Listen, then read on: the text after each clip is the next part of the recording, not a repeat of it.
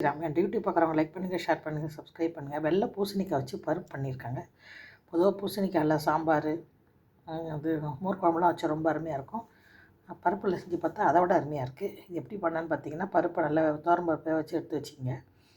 கடுகு, உளுத்தம் பருப்பு, ஜீரகம், பெருங்காயம், வெங்காயம், தக்காளி, ஒரு 4-5 பூண்டு பல் எல்லாத்தையும் போட்டு, கருவேப்பிலை எல்லாத்தையும் போட்டு வதக்கிட்டு தாளிச்சிட்டு, அந்த பூசணிக்காய் வதக்க வேண்டியதில்லை, பெரிய பெரிய பீஸாக போட்டிருக்கேன்.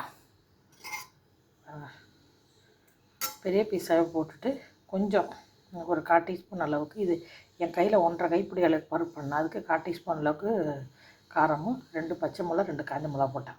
காரமும் கொஞ்சம் போட்டு ஒரே ஒரு விசில் விட்டு எடுத்து வச்சிட்டிங்கன்னா ரொம்ப அருமையாக இருக்குது அந்த பருப்பு.